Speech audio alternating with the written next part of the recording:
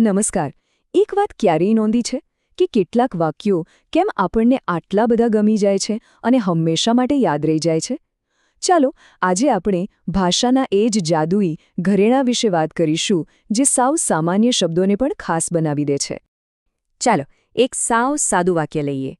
દમયંતીનું મુખ સુંદર છે. આ વાક્યથી માહિતી તો મળી ગઈ, પણ શું એમાં કોઈ મજા આવી? કોઈ ચમક દેખાઈ? ના, ખરું ને? એકદમ સપાટ લાગે છે. પણ હવે આ વાક્ય પર નજર કરો. દમયંતીનું મુખ ચંદ્ર જેવું સુંદર છે. બસ એક નાનકડો ફેરફાર અને આખું વાક્ય જાણે જીવંત થઈ ગયું. આ જ તો કમાલ છે ભાષાના ઘરેણાની. અને આ જ ઘરેણાને આપણે વ્યાકરણમાં કહીએ છીએ અલંકાર. બિલકુલ, જે રીતે ઘરેણાં કોઈની સુંદરતા નિખારે છે, બસ એ જ રીતે અલંકાર આપણી ભાષાને શણગારે છે, એને વધારે આકર્ષક અને ઊંડાણવાળી બનાવે છે. તો કોઈ પણ ઝવેરી સીધા ઘરેણાં બનાવવા નથી બેસી જતો, ખરું ને? પહેલાં એ પોતાના ઓજારો, સોનું, હીરા એ બધું બરાબર સમજે છે. બસ એવી જ રીતે અલંકાર સમજતા પહેલાં આપણે પણ એના બે મુખ્ય ઓજારોને ઓળખવા પડશે. ઓકે, તો આ બે શબ્દો છે ઉપમેય અને ઉપમાન. ગભરાવાની જરાય જરૂર નથી, બહુ જ સહેલું છે. જુઓ, ઉપમેય એટલે એ વસ્તુ જેની આપણે વાત કરી રહ્યા છીએ, જેને આપણે સજાવવી છે. આપણા ઉદાહરણમાં એ હતું મુખ. અને ઉપમાન એટલે એ સુંદર વસ્તુ જેનો આપણે ઉપયોગ કરીને સરખામણી કરીએ છીએ, જેમ કે ચંદ્ર. બસ આટલું જ. એક છે આપણો હીરો અને બીજો છે એની સુંદરતાનું માપદંડ. ચાલો, તો હવે જ્યારે આપણે આપણા ઓજારો ઓળખી લીધા છે, તો એનો ઉપયોગ કરીને બે સૌથી પાયાના અને સુંદર અલંકાર બનાવીએ. પહેલો છે ઉપમા અલંકાર. આ સૌથી સીધો અને સરળ અલંકાર છે. એ સ્પષ્ટપણે કહે છે કે આ વસ્તુ પેલી વસ્તુ જેવી છે. એ બે વસ્તુઓ વચ્ચે જાણે એક સરખામણીનો પુલ બનાવે છે. હવે એ જ વાક્યને ફરીથી જોઈએ. દમયંતીનું મુખ ચંદ્ર જેવું સુંદર છે. અહીં ઉપમેય શું છે? બરાબર, દમયંતીનું મુખ. અને ઉપમાન એ છે ચંદ્ર. અને આ બંનેને જોડે છે કયો શબ્દ? જેવું. બસ આ જ છે એની ઓળખ.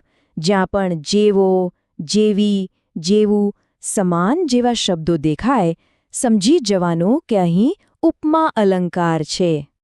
હવે આવે છે રૂપક અલંકાર. આ સરખામણીને એકદમ નેક્સ્ટ લેવલ પર લઈ જાય છે. અહીં એવું નથી કહેવાતું કે એક વસ્તુ બીજી વસ્તુ જેવી છે. ન, અહીં તો સીધું જ કહી દેવાય છે કે એક વસ્તુ એ જ બીજી વસ્તુ છે. સરખામણી મટીને બંને એક જ બની જાય છે. આ ઉદાહરણ જુઓ. બપોર એક મોટું શિકારી કૂતરું છે. અહીં ક્યાંય જેવું કે સમાન જેવો શબ્દ છે? નથી. કવિ એવું નથી કહેતા કે બપોર શિકારી કૂતરા જેવી ક્રૂર છે. એ તો સીધું જ કહે છે બપોર પોતે જ એક શિકારી કૂતરો છે. આ છે રૂપક અલંકારની તાકાત, જે બે અલગ વસ્તુઓને એક કરી દે છે. તો આ ટેબલ પર એક નજર નાખીએ તો આખો તફાવત સ્પષ્ટ થઈ જશે. ઉપમામાં મુખ ચંદ્ર જેવું છે. આ થઈ સરખામણી. જ્યારે રૂપકમાં મુખ ચંદ્ર છે. આ થઈ ગઈ એકરૂપતા. એકમાં જેવું શબ્દ દેખાય છે, બીજામાં એ દેખાતો નથી, પણ એનો ભાવ છુપાયેલો છે. આ નાનકડો જ ફેરફાર છે, પણ અર્થમાં જમીન આસમાનનો ફરક લાવી દે છે. ઓકે, તો ઉપમા અને રૂપક જો ઝવેરીની સામાન્ય કારીગરી હોય, તો હવે આપણે એની તિજોરી ખોલીને કેટલાક વધુ કિંમતી અને કલાત્મક ઘરેણાં જોવાના છીએ. તૈયાર? આ છે ઉત્પ્રેક્ષા અલંકાર. ઉત્પ્રેક્ષા એટલે કલ્પનાની પાંખે ઉડવું.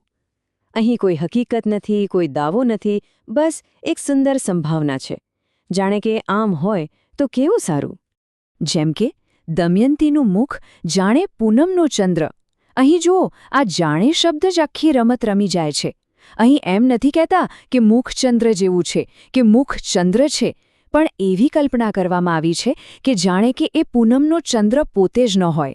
આ એક શબ્દ આખા વાક્યને કવિતા જેવું બનાવી દે છે. હવે આવે છે વ્યતિરેક અલંકાર. અને આ તો ખરેખર બહુ જ રસપ્રદ છે. અહીં શું થાય છે કે જેની સરખામણી કરીએ છીએ, એટલે કે ઉપમેય, એને જેની સાથે સરખામણી કરીએ છીએ, એટલે કે ઉપમાન, એના કરતાં પણ ચડિયાતું, શ્રેષ્ઠ બતાવવામાં આવે છે. વાહ, આ જુઓ, દમયંતીના મુખ આગળ તો ચંદ્ર પણ ઝાંખો લાગે છે. અહીં ચંદ્રની સુંદરતાને ઓછી નથી બતાવી, પણ દમયંતીના મુખની સુંદરતાને એટલી બધી વધારી દીધી છે કે સુંદરતાનું પ્રતીક ગણાતો ચંદ્ર પણ એની સામે ફિક્કો પડી જાય છે. આને કહેવાય વ્યતિરેક. ચાલો, ઘણું બધું શીખ્યા. હવે સમય છે એ ચકાસવાનો કે આપણને કેટલું યાદ રહ્યું. એક નાનકડી કસોટી થઈ જાય. ઓકે, તો વાક્ય છે તેનું શરીર જાણે લોખંડનું બનેલું છે. જરા ધ્યાનથી વાંચો અને વિચારો, આમાં એવો કયો જાદુઈ શબ્દ છે જે આપણને સાચા જવાબ સુધી લઈ જશે? અને જવાબ છે ઉત્પ્રેક્ષાલંકાર. જો આ વિચાર્યું હોય તો બિલકુલ સાચું છે, કારણ કે અહીં જાણે શબ્દ છે જે કોઈ હકીકત નહીં પણ એક સંભાવના, એક કલ્પના બતાવે છે. તો હવે પછી જ્યારે પણ કોઈ કવિતા વાંચો, કોઈ ગીત સાંભળો કે કોઈ સુંદર વાક્ય નજરે ચડે, તો એમાં છુપાયેલા આ ઘરેણાને, આ અલંકારને શોધવાનો પ્રયત્ન કરજો. કારણ કે ભાષા એ માત્ર માહિતી આપવાનું સાધન નથી, એ તો લાગણીઓ અને કલ્પનાને વ્યક્ત કરવાની એક કળા છે. અને હવે એ કળાના કેટલાક રહસ્યોથી આપણે પણ વાકેફ છીએ.